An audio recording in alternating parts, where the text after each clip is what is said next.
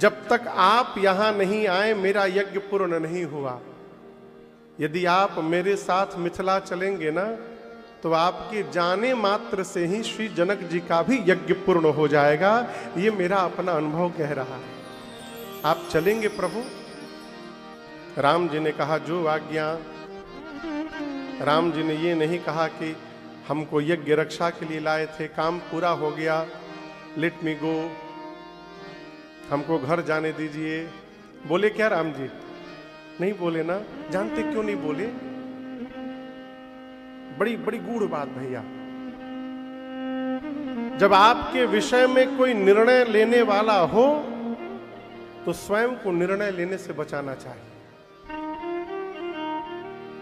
और याद रखिएगा, आप सौभाग्यशाली हैं कि आपके बारे में कोई निर्णय ले रहा है, आपके विषय में कोई सोच रहा है। आप अपने को धरती का सौभाग्यशाली जीव समझिए। क्या हो?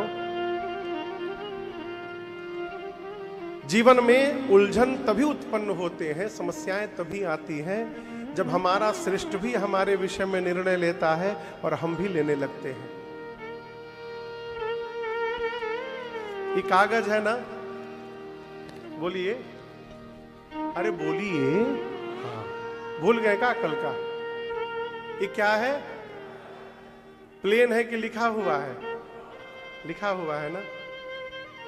उसी प्रकार भगवान ने हम लोगों के भाग्य में एक एक कागज जोड़ा हुआ है। उस कागज पर सब कुछ लिखा हुआ है, कब होगा, कैसे होगा, क्या होगा, कहां होगा, किसके साथ होगा, किसके साथ नहीं होगा, किससे बनेगा, किससे नहीं बनेगा, सब लिखा हुआ है। प्रिंट है, पहले से ब्लैंक नहीं है, लिखा हुआ है।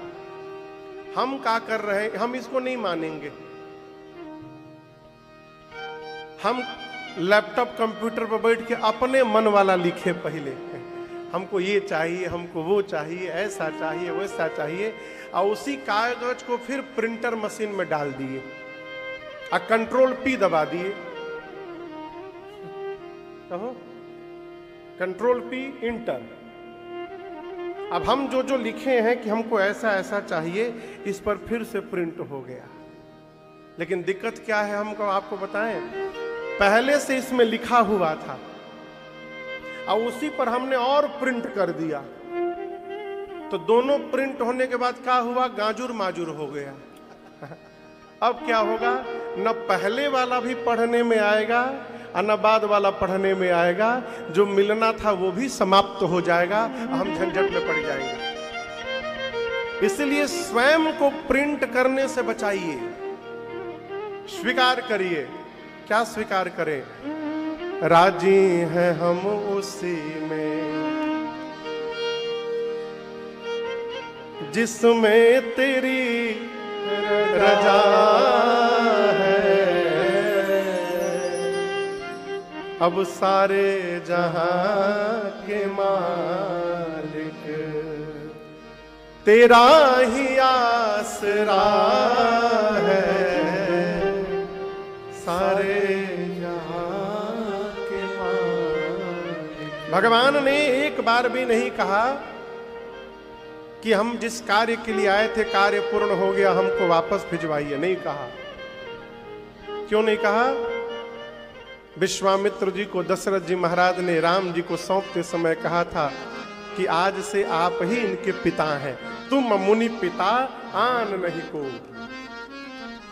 इसलिए भगवान मौन है, जहां ले चलेंगे वहां चलेंगे, वापस भेजेंगे, वापस जाएंगे। ये हमारे पिता तुल्य है। संबंध कहने के लिए नहीं होते हैं, संबंध मानने के लिए होते हैं। राम जी ने कहा जो आज्ञा गुरुदेव, और चल पड़े। हरसी चले मुनि वृंद सहाया, धनुषय सुनि रघुकुल नाथा।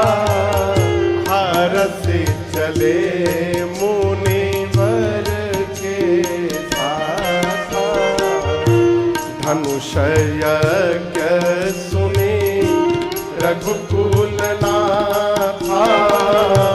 हरसी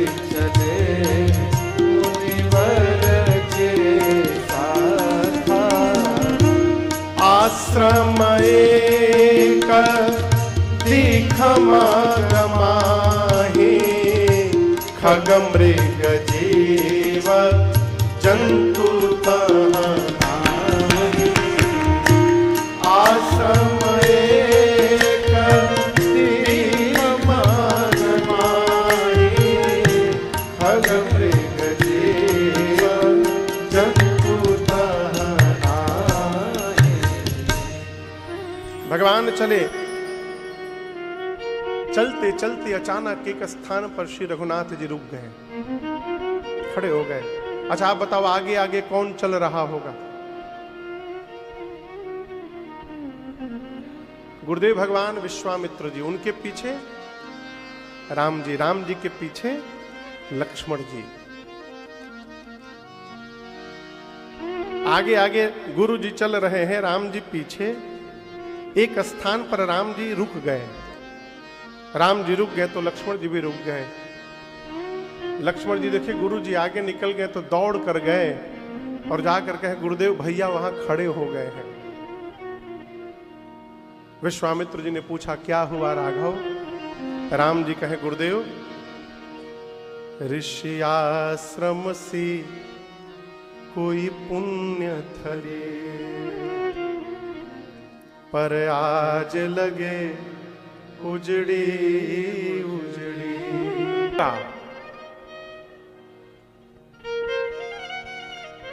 परंतु यह स्थान बंजर क्यों बना हुआ है? न यहां कोई पशु है, न कोई पक्षी है, न कोई नर है, न कोई नारी है। यहां के वृक्ष भी उदास खड़े हैं, न उन पर पत्ते हैं, न पुष्प है, न फल है। और गुरुदेव ये स्थान के बीच में एक शिला रखी हुई है, ये शिला कैसी है? अब आप दर्शन करिए। हम और आप कहीं जाते हैं, सुंदर घर दिखाई पड़ जाए तो हम खड़े हो जाते हैं। राम जी आज उजाड़ स्थान देख करके खड़े हो गए। मिंटू बाबू कहें यह स्थान सुहावन नहीं है, लेकिन यहां पर जो भजन हुआ है उस भजन के प्रभाव से स्थान पावन हुआ है और उसकी पावनता अब तक बनी हुई है। घर का डेकोरेशन कितने साल तक रहेगा? 40 साल, 50 साल, 100 साल? बोलिए। उसके बाद तो खंडर होगा कि नहीं होगा? लेकिन एक घर में यदि आप भजन कर लेंगे और उस भजन से वहां जो ऊर्जा का निर्माण होगा, खंडहर होने के बाद भी वो स्थान चीख चीख कर बताएगा कि इस स्थान पर भजन किया गया है, ये पवित्र स्थान है। राम जी आकर्षित हो गए, उस ऊर्जा ने खींच लिया भगवान को। कहा प्रभु ये स्थान कैसा है और ये शिला कैसी है? विश्वामित्र जी ने कहा राम गौतम नारी शाप बस उत्पल देह धरि चरण कमल रज चाहती कृपा करहु रघुवीर। अभी अभी पिछली कथा में मेरे से किसी ने प्रश्न किया, किसने किया स्मरण नहीं आ रहा है, कि महाराज पूज्यपाद गोस्वामी तुलसीदास जी ने अहिल्या जी का नाम नहीं लिया।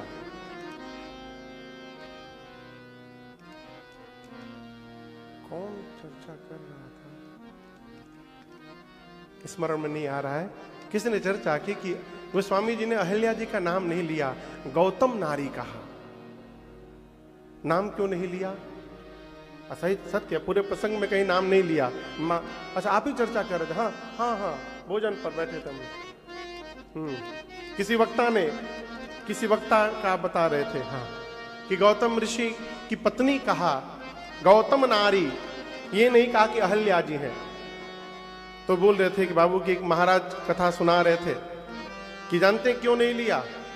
कि अहिल्या जी पापी हैं, इसलिए गोस्वामी जी ने उसका नाम नहीं लिया, उनका नाम नहीं लिया। यही कह रहे थे ना? मेरी प्रार्थना है, दिमाग उतने लगाइए जितना बर्दाश्त हो सके। अहिल्या जी पापी हैं इसलिए गोस्वामी जी नाम नहीं ले रहे हैं। रावण संत है का? रावण संत है कि गोस्वामी जी उसका नाम ले रहे हैं? इस प्रकार की कल्पना करने से भी पाप का वर्ण करना पड़ेगा, इसलिए सावधान। गोस्वामी जी ने नाम नहीं लिया, मर्यादा के कारण न लिया होगा। ऋषि पत्नी है, मां के समान है, यही कारण है, मर्यादा के कारण। पापी हैं इसलिए नाम नहीं लेंगे अहिल्या जी का, और पापी हैं जिसको उद्धार करने के लिए रघुनाथ जी आकर खड़े हुए हैं, वो पापी हैं। शंकर जी के सिर पर भगवान के चरण का चरणामृत पहुंचा था। गंगा भगवान की चरणामृत है, चरण से प्रकट हुई है गंगा जी। शंकर जी के सिर पर तो चरणामृत गया हो, अहिल्या मैया के सिर पर तो साक्षात चरण पहुंच गया। अब इससे अधिक पवित्रता और क्या होगी? इसलिए इस प्रकार की कल्पना, इस प्रकार का चिंतन करने से बचाइए। विश्वामित्र जी ने कहा, राम गौतम नारी हैं, श्री गौतम ऋषि की अर्धांगिनी है, और इनके पति ने ही इनको श्राप देकर शिला का बना दिया है। और राघव आपके ही लिए ये खड़ी हैं, युगों से खड़ी हैं, प्रतीक्षा में है। अस्तु हे प्रभु कृपा करहु रघुवीर। कृपा करिए, जैसे कहा कृपा करहु रघुवीर, भगवान ने तुरंत अपने चरण रज का स्पर्श करा दिया। आपसे बताऊं, जब संत भगवान से कृपा करने के लिए निवेदन करते हैं ना, तो भगवान गुण दोष का विचार नहीं करते हैं। इसीलिए राम जी कहते हैं, जीवन की पहली भक्ति संत का संग है। प्रथम भगति, बोलिए, प्रथम भगति संतन कर संगा। कर, गोस्वामी राम जी आदेश देते हैं, संतन कर संगा। और कुछ करो चाहे मत करो, संत का संग करो। कर संगा, ये पहली भक्ति है। संत का जब संग करेंगे, और किसी दिन यदि संत ने भगवान से कह दिया कि प्रभु इस बालक पर अपनी कृपा करिएगा, तो फिर भगवान संत के कहने के बाद उस बालक के पाप पुण्य का चिंतन नहीं करते हैं, उस पर अपनी कृपा की वर्षा कर देते हैं। इसलिए राम जी ने तब तक अहिल्या जी का उद्धार नहीं किया जब तक संत ने नहीं कहा। विश्वामित्र जी ने कहा, कृपा करहु रघुवीर। भगवान ने चरण रज का स्पर्श कराया, परिणाम मां अहिल्या तुरंत चैतन्य हो गई, जड़ से खड़ी हो गई। आंखों के सामने ठाकुर जी दिखाई पड़े। कल्पना करिए, कोई आज के परिवेश में कहूं, कोई 10 साल से आंख बंद किया हो, मां तो युगों से बंद करके बैठी थी, कोई 10 साल से आंख बंद करके बैठा हो, 10 साल के बाद जब आंख खोले तो सामने साक्षात ठाकुर जी दिखाई पड़ जाए, उस जीव की क्या गति होगी। अहिल्या जी के सन्मुख जब भगवान दिखाई पड़े हो, मां के शब्द समाप्त हो गए, कंठ अवरुद्ध हो गए, नेत्र से झरझर अश्रुपात होने लगा, और भाव विह्वल होकर मां भगवान के चरणों में लौट पड़ी, गिर पड़ी।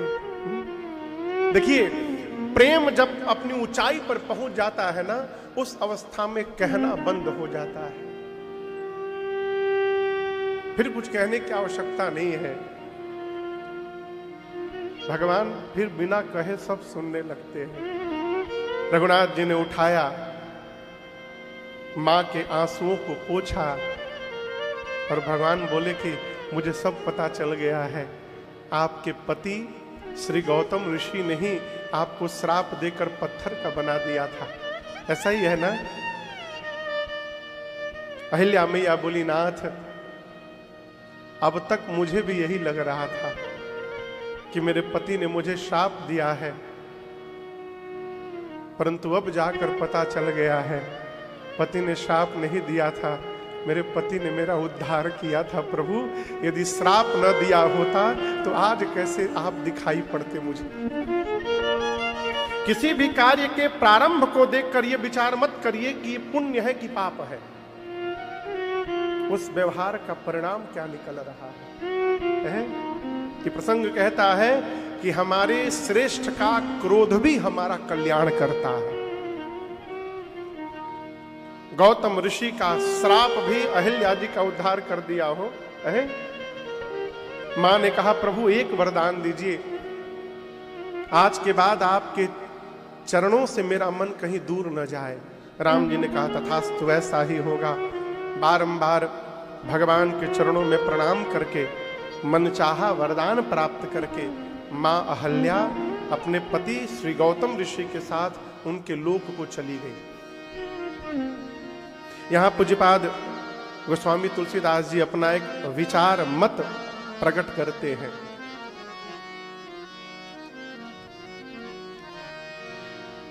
अच्छा आप लोग बताइए भजन कब करना चाहिए?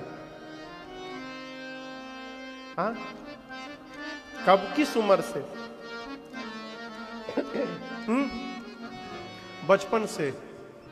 लेकिन आपको मैं सत्य बताऊं, वर्तमान की स्थिति बताऊं, बच्चा यदि बहुत पूजा करने लगे ना, माई बाप उसको डॉक्टर के पास ले जाते हैं। गलत बोल रहा हूं कहा? महाराज डॉक्टर साहब पूजा बहुत करता है, डर है कहीं साधु ना हो जाए। हाँ, माता पिता कहते हैं डर है कहीं साधु ना हो जाए, चोर हो जाए कोई दिक्कत नहीं है, पढ़ाई लिखाई करके घोटाला करे, कहो घोटाला करे, पाप करे, मारे पीटे, तो फिर कोई बात नहीं। अरे सरकारी नौकरी लगने के बाद माता पिता कितने उत्साह से बताते हैं सैलरी तो महाराज 1 लाख है, लेकिन ऊपर से 2-3 लाख कमा लेता है, खूब कृपा है। अरे घूस लेके 2 लाख रुपया कमा ले रहा है, भगवान की कृपा मान रहे हैं, फिर कोई दिक्कत नहीं है। साधु नहीं बनना चाहिए। गलत बोल रहा हूं कहा? गोस्वामी तुलसीदास जी कहते हैं ऐसा भगवान आपको पूरे संसार में नहीं मिलेगा जो बिना किसी कारण ही कृपा कर दे। कारण रहित, ये भगवान की वैशिष्ट्य है, भगवान का उनका स्वरूप है। क्या? भगवान बिना कारण के दया करते हैं, कृपा करते हैं, कारण रहित दयाल। गोस्वामी जी अपने को कोसते हैं, तुलसीदास 60 ते भजो छाड़े कपट जन। कपट जंजाल का त्याग, पहले कपट कहा, कपट कहा, क्या कहा? कपट क्या? लोग भजन इसलिए भी करते हैं कि जगत वाले जाने कि हम भगत हैं, ये कपट है। जगत जाने कि हम भगत हैं, इस भाव से यदि आप भजन कर रहे हैं, ये कपट है। लोग जाने चाहे न जाने, रघुनाथ जी जान रहे हैं कि आप भजन करते हैं। इसलिए जगत को प्रसन्न न करिए, जगदीश को रिझाइए, कमरे में रिझाइए। घरवा में जींस पैंट पहन के रहते हैं, जब कथा में जाते हैं तो धोती कुर्ता चंदन लगा के पटका और माला लेके पहुंचते हैं। हमने 2 लोगों को ऐसे देखा है, देखा हूं तब बता रहा हूं। बाहर जब मिलते थे तो खूब बढ़िया धोती कुर्ता उर्द कुंड लगाए, ऐ शिखा बांध के एकदम इत्रोत्र लगा के माला लेके बैठे हैं। और जब घरे चले गए तो भीतरिए से बाहरे नहीं निकल रहे थे। काहे? जीन्स पैंट टी शर्ट पहने थे। देखिए, पैंट टी शर्ट में कोई बुराई नहीं है, सहज रहिए। सहज का अर्थ है हम घर के भीतर हैं, और यदि कोई बाहर मिलने आ गया तो हमको भीतर से बाहर जाने में सोचना न पड़े, इसको कहते हैं सहजता। यदि आपको सोचना पड़े अरे राम हम कैसे जाएं, हम तो पैंट पहने हरी राम राम कैसे जाएं, फिर आप सहज नहीं, आप असहज जी रहे हैं। इसको दूर करिए। छाड़ी कपट गोस्वामी जी कहते हैं भगवान का भजन कर, कब थी माया अरे चक्कर में क्यों आया, इसी से अटक रहा है, जगत में भटक रहा है। बाबा कहते हैं तुलसीदास सठ ते ही भजू छाड़ी कपट जंजाल। मां अहल्या को गति देने के बाद भगवान विश्वामित्र जी के साथ आगे बढ़े और शीघ्र ही गंगा जी में स्नान करने के बाद मिथिलापुरी में प्रवेश कर गए। यहां मिथिला क्षेत्र से कोई है? एक लोग उधर भैया हैं, एक लोग इधर भैया हैं। अच्छा आपको मिथिले है घर? इधर हाथ उठाओ, कोनो नंबर तो थोड़े कट जेता हाथ। भगवान मिथिला धाम में पहुंचे हैं। आइए एक बार द्वारिकापुरी में बैठे बैठे मिथिला को प्रणाम करें। बोलिए मिथिला धाम की जय। मिथिला में प्रवेश हुआ है। श्री जनक जी महाराज को सूचना मिली, आए हैं विश्वामित्र जी के पास। राम जी को देखा तो राम जी के रूप में अधूरा गए जनक जी। इतना सुंदर रूप नहीं देखा था। अरे रूप रे रूप देख के अनूप रूप रही कैसे चूप। अरे रूप रे रूप देख के अनूप रूप हम रही कैसे चूप। अरे रूप रे। श्री जनक जी महाराज भगवान के रूप में ऐसे मोहित हुए, राम जी ने मुस्कुरा करके उनके मति को फंसा लिया। भगवान की मुस्कुराहट बड़ी खतरनाक है, इसीलिए कल हम लोग आ रहे थे। अरे तेरी मंद मंद मुस्कनिया पे बलिहार राघव जी, बलिहार राघव जी। पूछा विश्वामित्र जी से कि मुनिवर ये दोनों बालक कौन हैं? इनको देखने के बाद तो मुझे ऐसा लग रहा है कि परब्रह्म ही दो रूप में मेरे सामने तो कहीं आकर नहीं खड़े हो गए हैं। ये दोनों हैं कौन? विश्वामित्र जी ने कहा ये दोनों चक्रवर्ती सम्राट के पुत्र हैं, राम लक्ष्मण। यज्ञ रक्षा करने के लिए मैं मांग के लाया था। राम जी ने यज्ञ रक्षा की, घोर निशाचरों का अंत किया। यहां मेरे साथ धनुष यज्ञ देखने के लिए आए हैं। जनक जी सोचे कि चक्रवर्ती राजा के बेटे हैं, वीवीआईपी है, वीआईपी भी नहीं है, वीवीआईपी। जितना वी लगा सकते हैं लगा लीजिए। आम के बगीचे में रहेंगे ठीक नहीं लगेगा। ले जाकर मिथिला के सुंदर सदन में महल में स्थान प्रदान किया। दोपहर में भोजन करके विश्राम हुआ। सायंकाल लक्ष्मण जी का मन हुआ मिथिला घूमने का। आप लोग जगन्नाथपुरी घूम लिए कि नहीं घूमे? बोलिए। खूब चकाचक घूमे हैं? कहीं भी जाइए तो थोड़ा बाहर निकल के घूमने का स्वभाव बनाइए। भगवान गुरु जी के साथ बैठे सत्संग में लक्ष्मण जी के मन में मिथिला घूमने की भाव आई। राम जी ने कहा गुरुदेव सखियां ऊपर से अपना भाव प्रकट करती हैं कि अगर इनका विवाह सीता जी के साथ हो जाए तो कितना दिव्य हो जाएगा। महाराज यदि इनको देख लेंगे ना तो हमारा मन कहता है कि बरबस श्री जानकी जी के साथ इनका विवाह कर देंगे। एक ने कहा कि मुझे जहां तक पता है ब्रह्मा जी सबको उचित फल देते हैं। यदि ये बात सत्य है तो ये सांवला ही सीता जी को प्राप्त होगा, इसमें कोई संशय लेकिन किंतु परंतु नहीं। सखियां ऊपर से पुष्प की वर्षा करती हैं। अब भगवान बच्चों के साथ धनुष यज्ञशाला का दर्शन करने के बाद पहुंचे हैं कहां? गुरु जी के पास। सायंकाल जाकर संध्या भई, बयारू आरती, रात्रि भोजन, विश्राम। सबसे पहले भोजन के बाद गुरुदेव भगवान विश्वामित्र जी सोने गए। मुनिवर शयन कीन्ह तब जाई,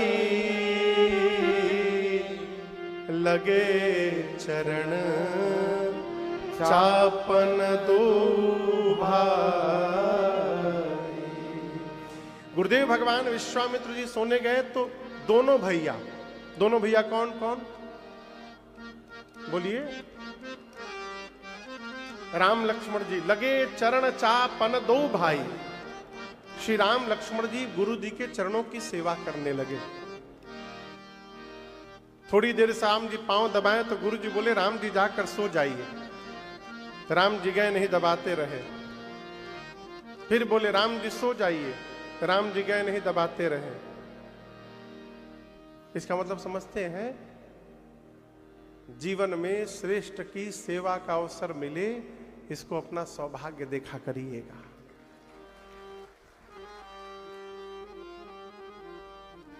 श्रेष्ठ ने कह दिया ना बाबू अब सम्मान ना चाहिए, बंद कर दिया ना, ठीक है गुरु जी मना कर दिया ना चाहिए, अच्छा हुआ पिंड छूट गई। आजकल के शिष्य से कहिए ना कि बाबू हो गया, बहुत दबा लिया, ठीक गुरु जी, तुरंत प्रणाम करके चला जाएगा। लेकिन राम जी बार बार कहने के बाद भी नहीं जा रहे, दबा रहे हैं। गुरु जी ने जब बहुत कहा, अंत में राम जी रघुबर शयन जाई तब कीन्हा, तब अंत में राम जी शयन करने गए। और यहां एक दूसरा पक्ष भी मैं निवेदन करूं, कोई यदि सेवा कर रहा है तो उससे उतना ही सेवा करवाइए कि उसका फिर का मन करे करने का। पहले ही बार में इतना सेवा मत ले लीजिए कि वो दक्षिण दिशा की ओर मुंह करके कान पकड़ के क्रिया खाए कि आज के बाद गुरु जी दिखाई पड़िए तो हम भाग जाएंगे। आप समझ रहे हैं?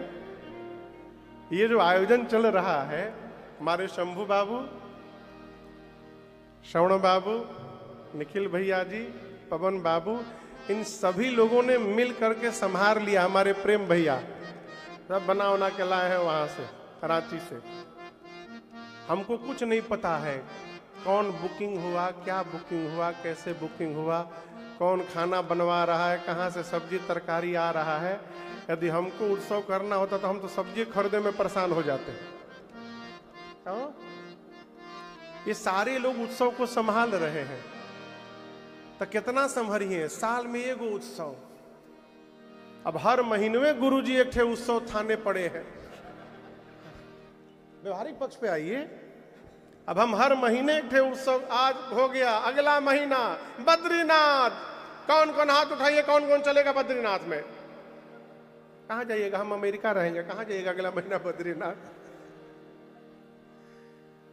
हर महीने के उत्सव हम लेके बैठे हैं, कोई कितना करेगा? 3 उत्सव 4 उत्सव, उसके बाद से कहें गुरु जी महा उत्सव हो गया, अब बंद करिए, अब कुछ नहीं करना है। ये मैं क्यों कह रहा हूं? कोई भी सेवा कर रहा है उससे उतनी ही सेवा लीजिए कि उसका बार बार सेवा करने का मन करे। हमारे घर एक महात्मा जी आए, बहुत पहले की बात है। घर में अखंड श्री रामचरितमानस का पाठ चल रहा था ऊपर वाले हॉल में, तो महात्मा जी आए।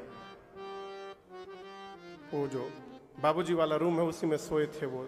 तो 10 बजे रात को पिताजी ने मेरे भैया को, बड़े भैया को कहा कि जा करके महात्मा जी का पांव दबाइए, जब तक सो न जाए छोड़िएगा मत। तो भैया 10 बजे रात को पांव दबाने गए। अब महात्मा जी सोने का नामे न ले। भैया धीरे दबाएं, दूर से दबाएं कि कैसा सूती जाए, नहीं सोए।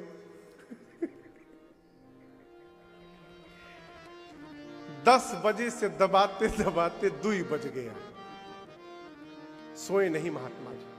2 बजे रात को बोले वाह बेटा, आनंद आ गया बच्चा, क्या सेवा किए तुम। तो भैया को लगा कि अब कहेंगे चले जाओ। बोले बेटा एक काम करो, नीचे जाओ, सरसों का तेल